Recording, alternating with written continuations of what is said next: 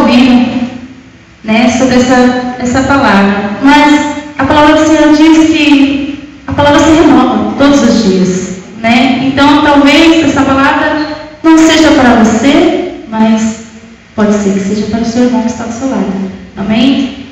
E com certeza ela vai se renovar também na sua vida, porque você vai crer mais. Amém? Está em Romanos 8:28. E sabemos que Deus age em todas as coisas para o bem daqueles que o amam, dos que foram chamados de acordo com o seu propósito. Aí eu vou pular para o 31, né? Que diz assim: que diremos, pois, diante destas coisas? Se Deus é por nós, quem será contra nós? Aquele que não poupou o seu próprio filho, mas o entregou por todos nós, como não nos dará juntamente com ele e de graça todas as coisas? Quem fará alguma acusação contra os escolhidos de Deus? É Deus quem os justifica. Quem os condenará? Foi Cristo Jesus que morreu, e mais, que ressuscitou, e está à direita de Deus, e também intercede por nós. Quem nos separará do amor de Cristo? Será a tribulação, a angústia, perseguição, a fome, a nudez, o perigo, a espada?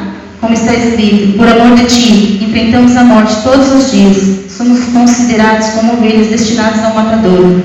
Mas em todas estas coisas somos mais que vencedores, por meio daquele que nos amou. Pois estou convencido de que nem a morte, nem vida, nem anjos, nem demônio, nem o presente, nem o futuro, nem qualquer poder, nem altura, nem profundidade, nem qualquer outra coisa na criação será capaz de nos separar do amor de Deus que está em Cristo Jesus, nosso Senhor.